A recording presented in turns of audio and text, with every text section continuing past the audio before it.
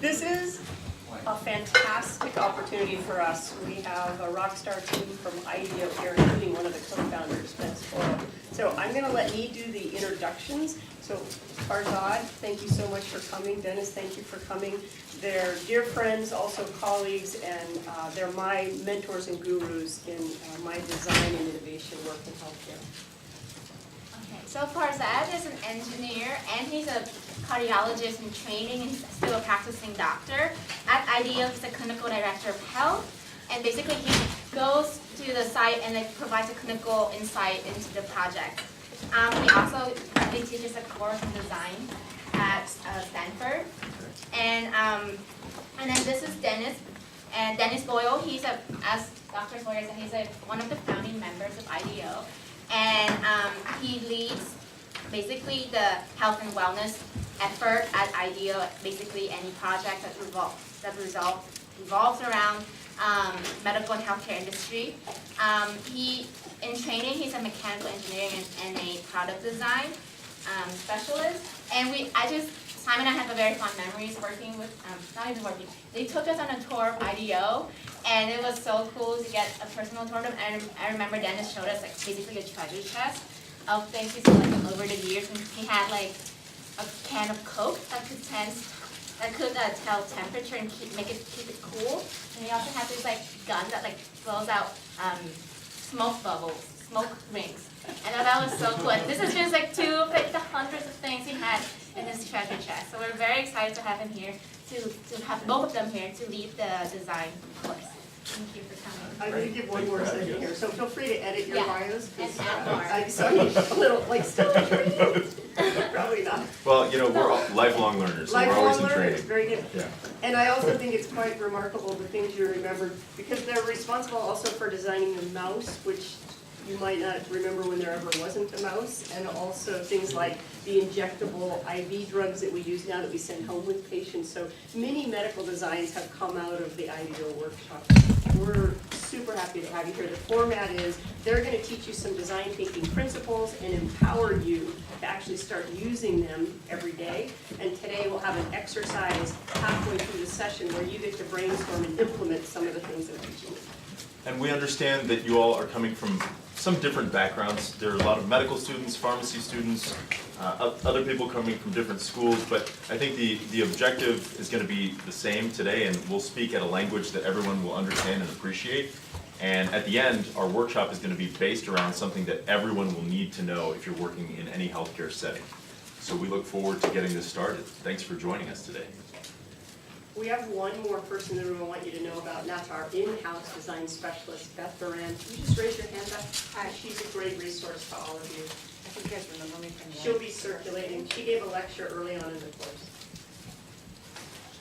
All right. Ready to go? Again. All right. Get this party started. There we go. Well, thanks for having us. I thought we'd start with who is IDEO? How many people have heard of IDEO? Some. That's good. All right. Well, we were all friends that met at Stanford in the 70s at the start of the thing. And we were kind of thinking, could we have a company that would we get paid for what we were paying tuition to enjoy as design students and engineers?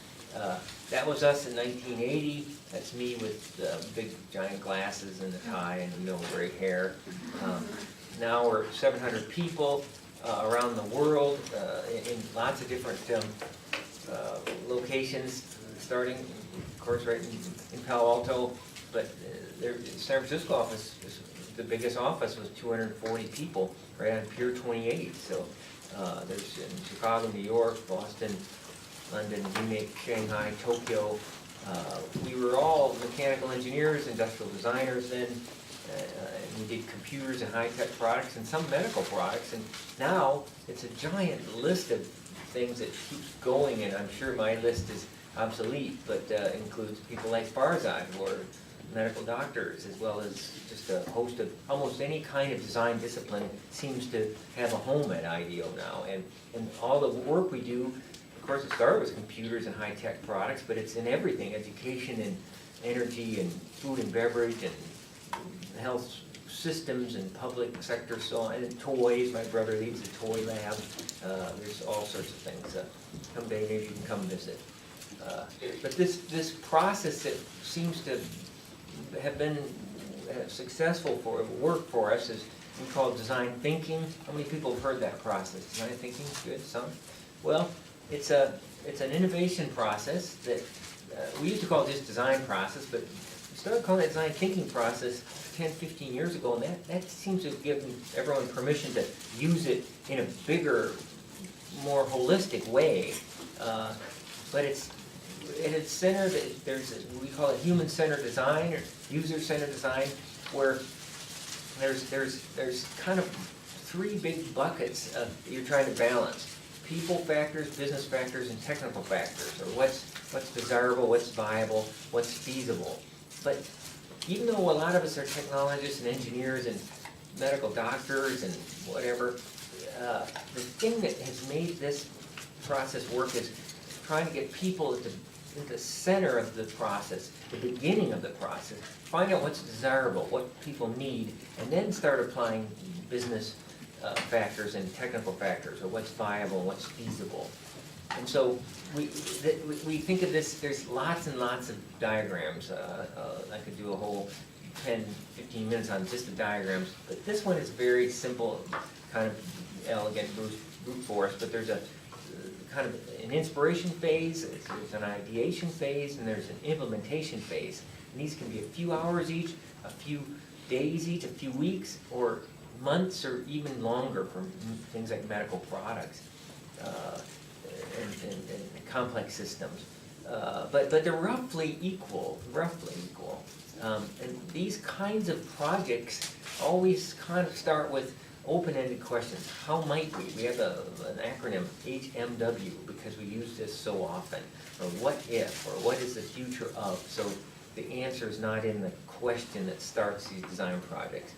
So some of the early things that we were responsible for, you heard about the first mouse, the first insulin pens for Lilly, the first laptop computers and the first handheld computers and cameras, and the first defibrillator, which you're going to hear more about in a moment from Farzad. But it's moved way beyond product design, even though that's some of what we do, but maybe 3/4 of what we do now is sort of things much more on experience and environments and process. But what's the experience of customers in a Walgreens pharmacy, or in a Converse branded store, or in the North Face when they open stores in China, or in the St. Joseph healthcare system in the Southwest that wants to deliver sacred care as well as great medical care.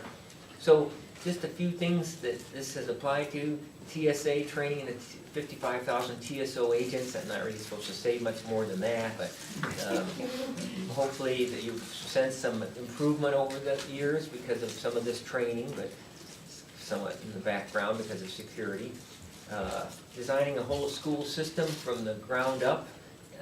In Peru, a group of people decided to create a private school system, but extraordinarily low cost, so that it supplants the public school system, and that was designing the curriculum and the technology and the spaces, and now there are over 40 of these schools, and they're building one every month or two. So how might we enable entrepreneurs to improve sanitation in Kumasi, Ghana? This is where we started, IDEO.org, but you know, the majority of people don't have toilets. It's just it's like 2 million people camping in one spot. It's crazy. So there's a big design effort to try to figure out how to make a difference here. Designing certainly a lovely little device, and that was easily emptyable. But the real innovation was designing a business so that this toilet would be emptied and cleaned on a regular basis, and that was a subscription service. So now there's 150 people working in this business, and 20,000 families are subscribers, and this looks like it's a successful way to introduce much better sanitation into some of these big cities in Africa. there's a whole system we've designed for the County of Los Angeles. It's just in test now with a few dozen prototypes, but how do you help people of all languages and all abilities, and including disabilities, vote in a fair, simple, elegant way? There's a company called PillPack that it's an online pharmacy that would help design it.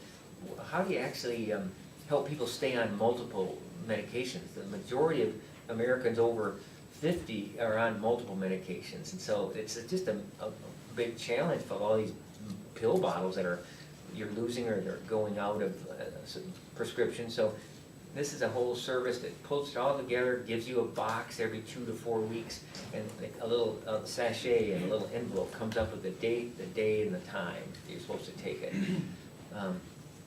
Here's a work for Lufthansa using this process and prototyping here. They got a warehouse and prototyped a whole big airliner with seats and all the services, and then they experimented with lots of people trying to figure out how to make services for long haul flights better.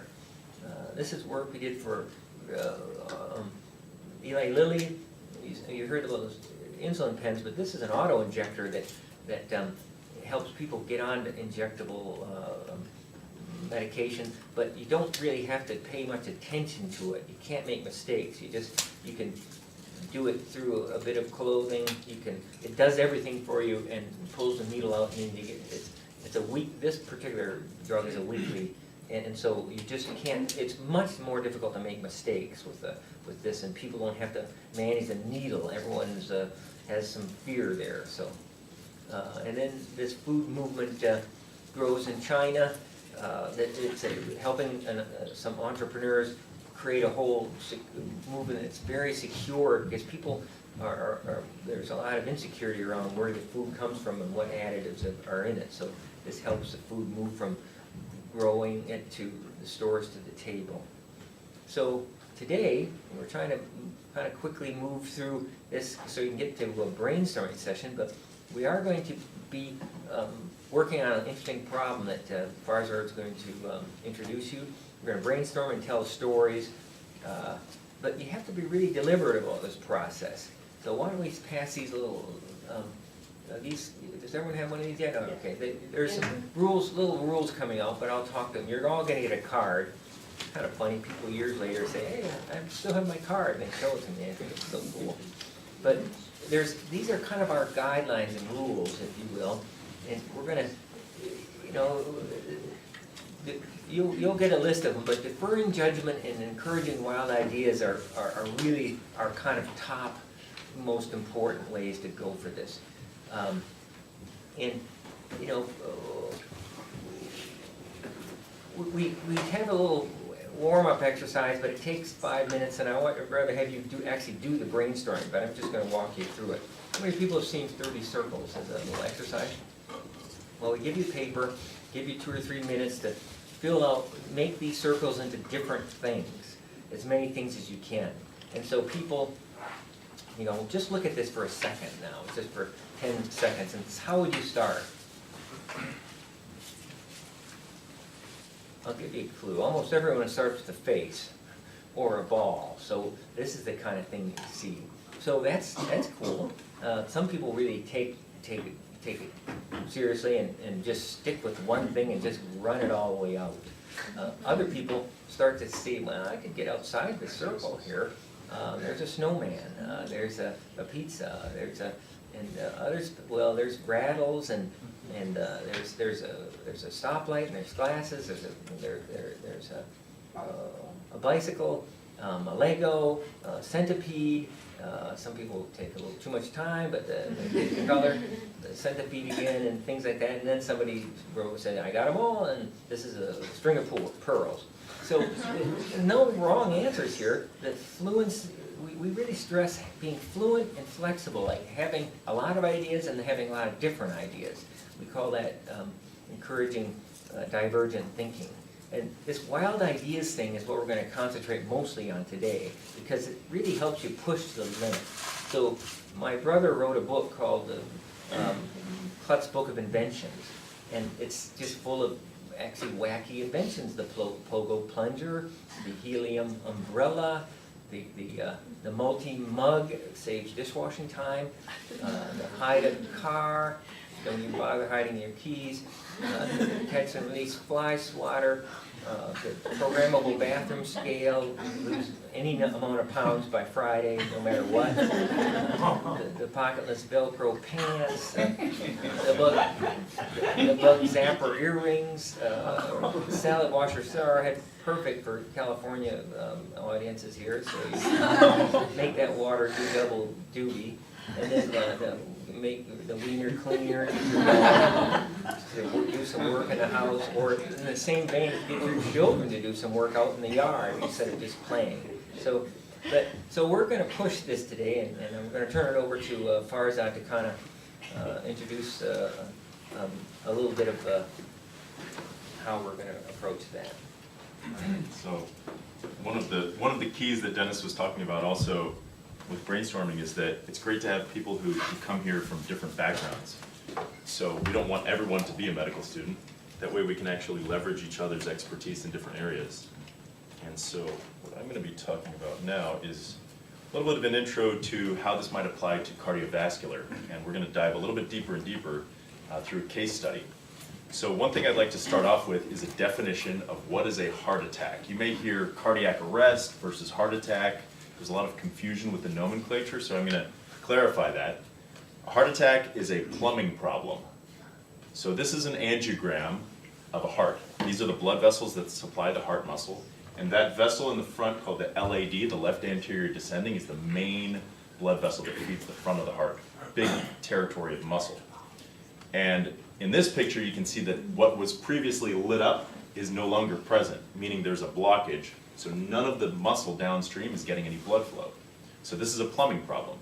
And when muscle isn't getting downstream oxygen, it becomes electrically unstable.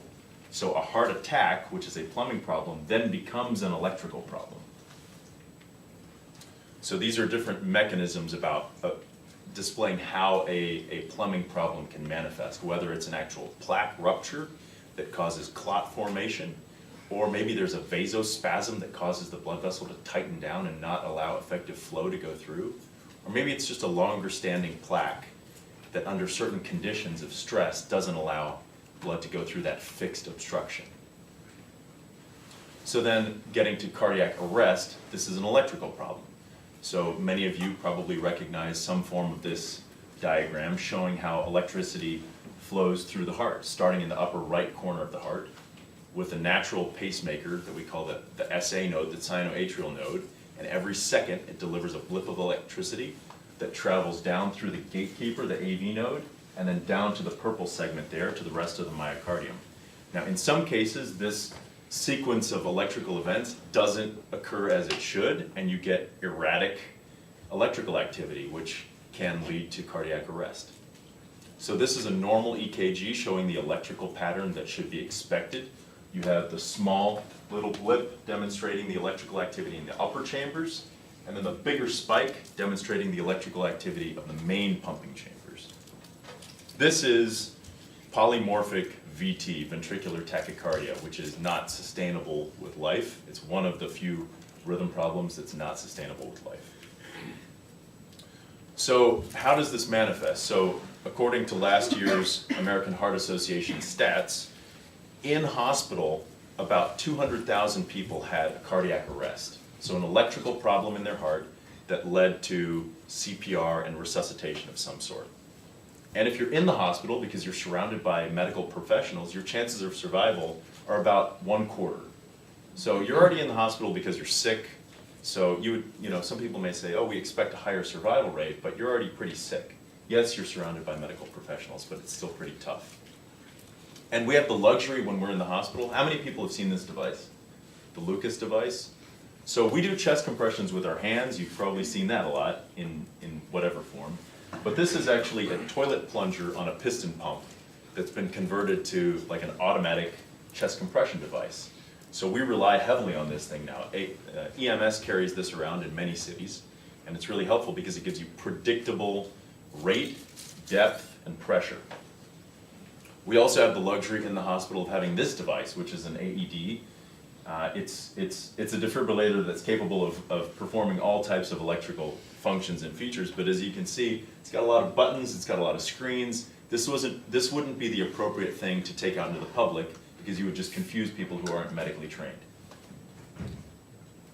Now if we look outside of the hospital, so when we're in the public, the stats say about 350,000 people a year have this, but it's probably more than that, people who don't get reported, right? They just die and nobody ever keeps track of these stats. If you're out in the field, your chances of survival are about 12%. It ranges between 8.5% and 12% over the past 5 years. And if you're lucky, somebody will actually stop to help you. So in this case, last year's numbers were 46% of the cases a bystander would come and actually help. So I'd like to start with a quick story of me and Dennis. So we were on a train, and that's actually me dressed up as Santa. And this was our holiday party, and we were on the Caltrain. And Dennis had actually gotten off at a different stop, and I remained on the train. And the train stopped in San Mateo for a really long time. And overhead they said, "Is there a physician on the train?" And it was raining, so I ran outside of the train to the front of the car. And it was in the rain, so I show up as this wet, soggy Santa. And I say, "I'm a cardiologist." And they said, "Sure you are, buddy." So, but whatever, come on. So I actually performed CPR on the Caltrain, and luckily we were able to resuscitate a gentleman. I also had the luxury of having an emergency medical technician slide up next to me as I was doing chest compressions. Like this weird set of really fortunate personnel at the time when you needed it, right? But that's not always going to happen. And then about a month ago, I was at my buddy's wedding. That's me there. I'm one of the groomsmen. And the groom is a physician. The best man's a physician. Everybody's a physician. But who's the ticking time bomb in the audience? And of course, it was the bride's uncle. So at the wedding reception, he had a full-on cardiac arrest, and that's the aftermath after EMS got there. But we were lucky to have a quick response. We had a room full of physicians, right? But again, this is not reality, right? In reality, you're not going to have medically trained personnel around you. He ended up surviving, by the way. Good for Uncle Curtis. So out of hospital cardiac arrest. So if you're a bystander, what are you supposed to do in this situation? Hopefully some of you have taken an ACLS class or something equivalent to that, but a quick assessment, you want to check for responsiveness. You want to check, and if they don't respond, you immediately call for an AED and you call 911 or point to someone and have them do that. And then you apply chest compression. So I'm going to show you how to do that, but I'm going to move pretty quickly here. So you want to place your hands on the middle of the chest here, and you're going to lock your elbows out, and your hips are going to become the pivot point here. And to the tune, and this is actually true, to the tune of staying alive, that's the rate and the rhythm. So 100 beats per minute, and about 2 inches compression, and full recoil. And so you'll see these things obviously labeled all over the place. These are some pictures that Dennis has taken at different airports. And this is the device in its case. I even took this one when I was skiing in Park City last year, so they even store these things out in the snow. But this is the device, and we actually have one with us here today. So effective resuscitation then is a combination of CPR and AED. One or the other is not going to be as effective, but you really need to start with CPR. So you have to be able to identify when somebody is having this event. And you want to do it as quickly as you can. So when we use an AED, your survival increases up to 25%. But unfortunately, only 2% of the cases, AEDs are used. So they're super unused. People either aren't aware of where they are, or they don't know how to use them, they're scared of them. So it's really this is really a problem. And so as each minute goes by, your chances of survival drop by 7 to 10%. So what are the things that cause people to not use AEDs? People are scared, it happens in public, you think somebody else is gonna help. I lived in the Mission last year and I saw people on the street who, probably half of them either were overdosed or they could have been having a cardiac arrest. But how do you even know how to identify somebody, right? It's really tricky.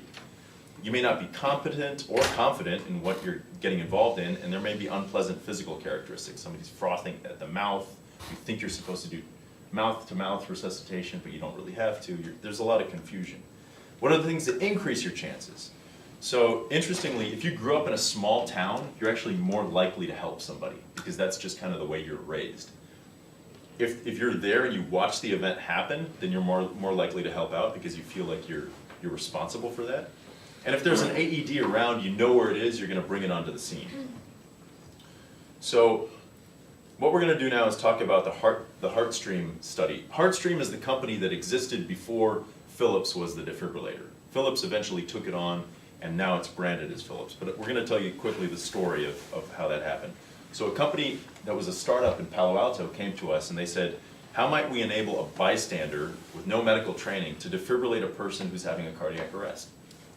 So one of the teams at IDEO went and observed the fire department. They observed EMS, medical personnel who had the big dog equipment, and looked for ways that we could actually translate this into a publicly usable device, and sketched out what they thought that interaction would look like. And so either from the perspective of a medically trained professional or from the perspective of a non-medically trained person out in the public. And made prototypes. These are examples of paper prototypes with the pads and the screen and instructions on how to use this thing.